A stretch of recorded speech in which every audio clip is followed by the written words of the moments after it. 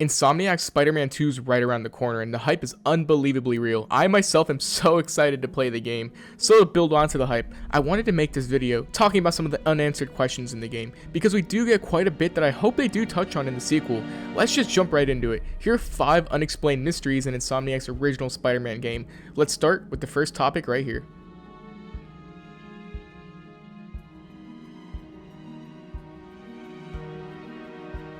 Where are Peter's parents? I always find it kind of funny how a lot of interpretations of Peter Parker never touch on what happened to his parents and everyone is cool with it. I mean, it's not necessarily strange or anything, but it's just something that I noticed. In this game though, one of the collectibles is Peter finding a picture of his parents, letting us see what they look like. Peter, however, says this when looking at the collectible. People know my parents died in a plane crash. I still can't tell anyone they were government agents. Wish I knew more about them. I wish anyone did. This right here obviously tells us that Peter, 8 years into being Spider-Man, still has no idea what happened to his parents. Now, his parents' origins have differed over the years. For example, in the Ultimate Spider-Man universe, his dad worked with Eddie Brock's dad to create the Venom symbiote. That's most likely not the case here, since Eddie Brock isn't that big of a deal in this universe, but one of the most accepted stories of Peter's parents, however, was that they were secret agents for S.H.I.E.L.D. that were killed in a plane crash. The original story had the Red Skull be the killer of the airplane crash, the third Red Skull to be exact. Now, I'm guessing if Insomniac ever touches on Peter's parents, they won't do this exact storyline, because I just feel like it's the Insomniac style to make it a little bit more cohesive and not as expansive, adding S.H.I.E.L.D. and Red Skull and all that jazz. But still, if they put this Easter egg in about Peter Parker's parents, then surely they may touch on it at some point in the future, maybe? I think it would make for an excellent story. Just kind of gives you goosebumps thinking about it, right? Because if you ask me, in the Insomniac universe, I'm guessing they didn't just die or vanish, but most likely murdered, especially if nobody knows about their whereabouts. Let me know what you think about this. On to the next topic.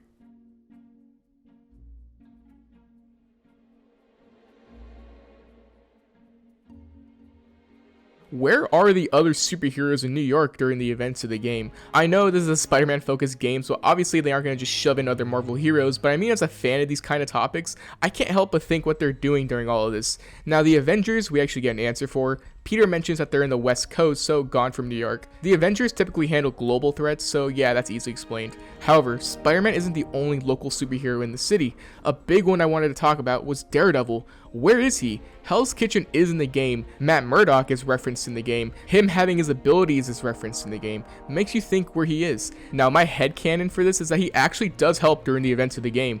Daredevil is a very low-key superhero, not nearly as famous as Spidey, so they might not talk about him as often. So, he could be rounding up escaped prisoners during the events of the game and just keeps it low-key, like I said. I think that could definitely work. I mean, they don't have to explain where he is, but if in the sequel we get a random mention about how the Double of Hell's Kitchen fought off escaped prisoners or Sable Goons, I could see it fitting in nicely for sure. The same can be said for other heroes too, like Luke Cage, Jessica Jones, Iron Fist, street-level heroes, right?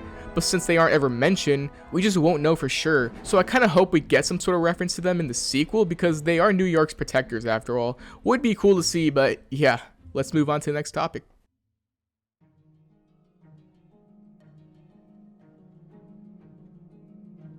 The next topic I wanted to talk about was, where are all of Spider-Man's villains? There's implications that some of his villains, like Sandman for example, aren't at the Rikers Island prison. Just going off with Sandman, you can see a vial of some of his sand on top of Avengers Tower. I used to think this was all of him, but no, it's definitely not. Gets you wondering though, where Flint is though. Did he manage to escape prison, or did Spider-Man let him go in this universe? The same can be applied for the Chameleon, with Peter saying this about that villain. Someone's impersonating me. It could be the Chameleon again. I've got to pick up his trail. Peter saying this about the Chameleon implies that he's on the loose, not in captivity, or maybe they're in a different prison? I know the basic answer is that they don't want to use all the villains in the first game, but as I mentioned before, it's fun to speculate about. Mysterio is another example where he's confirmed to have fought Spidey already, but where is he now? The Lizard is actually one we do know about, as we see him with Norman at the end of Miles Morales. But did Spider-Man simply just let the Lizard go? Did he know he was with Norman? I kind of hope the sequel potentially answers these questions for us on where their whereabouts have been, because I am genuinely curious, but let's go ahead and move on to the next topic.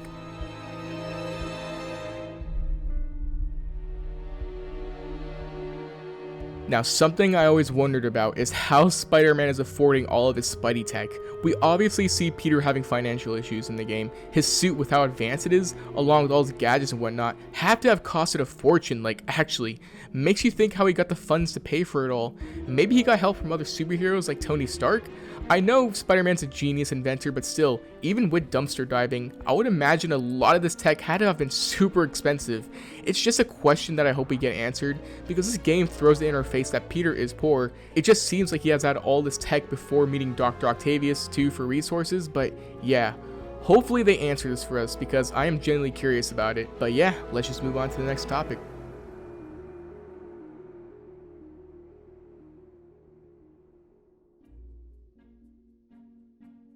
The last topic is about Taskmaster. Who the heck hired this guy? He mentions this to Peter during his final confrontation. School's out, Taskmaster. Why are you stalking me? An organization hired me to see if you were worth recruiting. I'd rather be Jonah Jameson's foot masseur than work for anyone who'd hire you. Your loss. They pay 6 figures. Guess some people just deserve to be poor. 6 figures? Nah. So an organization hired him to spy on Spider-Man and to try to see if he was worth recruiting. Not only that, the company is also rich since he mentioned they pay 6 figures. Let's get the obvious one out of the way, the Avengers. No way the Avengers would hire Taskmaster to watch Spider-Man. I've seen people say it's the Avengers a lot more than I'm comfortable with, which makes zero sense. The Avengers could legit just walk up and ask Spider-Man if he wants to join. They surely already know Spider-Man's skills at this point in the timeline, so they don't need to watch him at all, and they wouldn't work with a villain. Now, there's a bunch of different evil, rich organizations in the Marvel Universe, right? I can list off a few, like Roxxon could potentially be one. Maybe AIM, which is a company that created MODOK, the supervillain. I bring them up because Doc Ock's building has boxes labeled with their company, so it could possibly be them. However, there's two I feel would make the most sense for Taskmaster. The first one are the Thunderbolts, a team of quote-unquote reformed supervillains and anti-heroes like Deadpool. So maybe the Thunderbolts are trying to recruit Spidey for some kind of mission they may have. Maybe trying to infiltrate S.H.I.E.L.D. or something, since that's what they're known to do. Who knows? The one I believe makes the most sense, though, is Oscorp. Oscorp makes a lot of sense, right? A rich, malicious company hiring Taskmaster to try and learn about Spider-Man and his abilities, maybe recruiting him into a job they may have. Kind of makes sense to me and keeps it focused on Spidey universe. Maybe Norman wanted to hire him to help cure his son? Who knows?